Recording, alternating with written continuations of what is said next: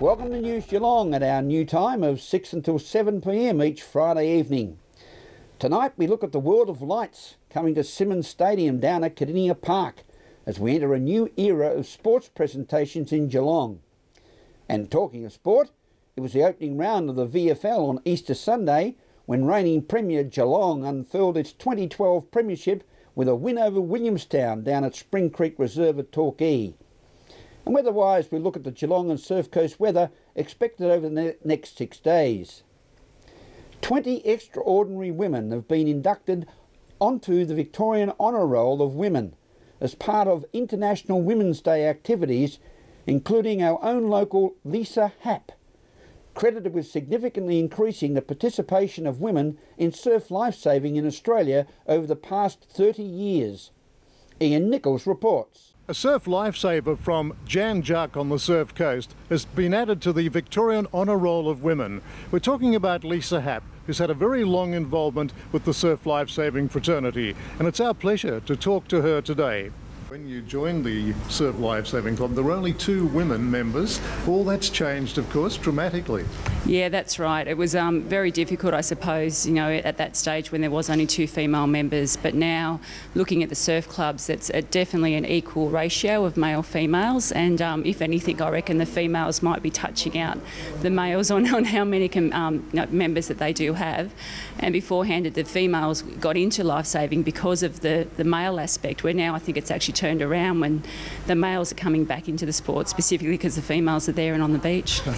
Well, that's how it all evolves, doesn't it? It does. We were lucky enough to be down at Jan Juck recently when the big paint job was carried out by the Dulux painters, and that gave the club quite a nice makeover, didn't it? Yeah, it looks absolutely fantastic, and it was great for Dulux to do that, and also the Dulux dog came down, so the kids had a ball running around with the Dulux dog. Yeah, well, that's right. You've mentioned that your children are involved in sports. Are they into surf lifesaving? Yes, they are. Yeah, they're very heavily involved. I've got an under 9 and an under 11, and we're just down this weekend at Lawn at the Victorian Surf Lifesaving Championships, and Jan Juck came 3rd, which was a fantastic honour for the club. Well, obviously you've had a fair amount of competition in recent times. You might be just giving the Rip Curl Pro just a laid-back view, maybe not so involved with that.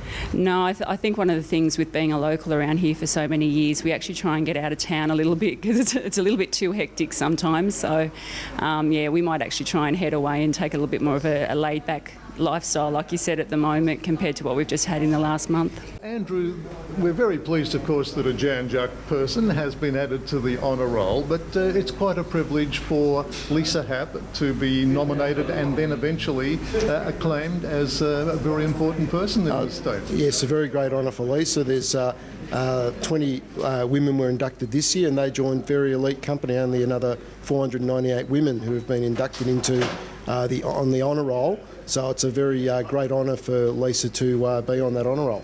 Well, it is, and we hope that there'll be more from this region over the years ahead, and they'll be encouraged to perhaps put their hand up. Yeah, and look, it's also from Lisa's perspective. She's been a surf lifesaver volunteer, and it's great to see someone who has been a volunteer in that capacity recognised on the honour roll. Talking with the latest addition to the Honour Roll of Women in Victoria, this is Ian Nichols for News Geelong. Thank you, Ian. Electricians have been working on the new light towers at Simmons Stadium, with the first in the northeast corner of the stadium hoisted into position this week. Alex Tigani was there for News Geelong. Would you get involved with the AFL with this?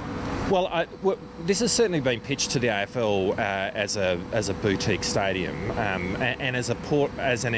as an important part of the suite of grounds that they present, not just in Australia but here in Victoria.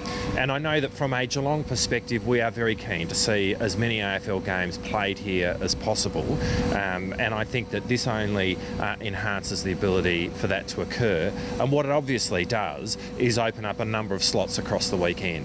So whereas before this has really been a Saturday, Sunday afternoon ground, this now opens up Friday night, Saturday night, and we have a team right now which is really the team which has been playing the best brand of football for the last 5, 6, 7 years, a team which is one of the most watched teams in the AFL, and to be able to play here in those prime spots I think is going to be a real asset, not only for Geelong but for the AFL as well.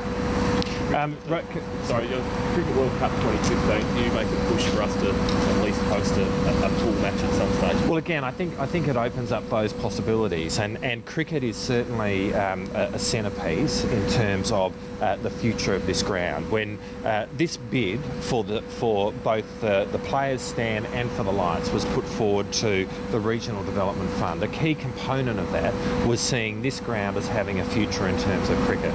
Cricket in terms of T20, but also in relation to the World Cup going forward. So this is, we have to stop seeing this as simply a Geelong ground. This is now a part of Australia's sporting infrastructure, and as I said earlier, this is the most significant piece of sporting infrastructure in regional Australia.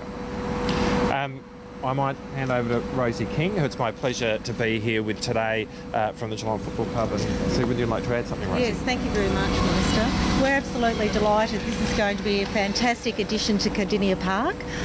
We're 57 days and counting now to the first game under lights on the 1st of June, and we're very excited about that. And I understand from the players today that they're also excited about not just playing on the ground, but also being able to train on the ground and prepare for other night matches. So thank you to the federal government for the contribution, and we look forward to playing footy here.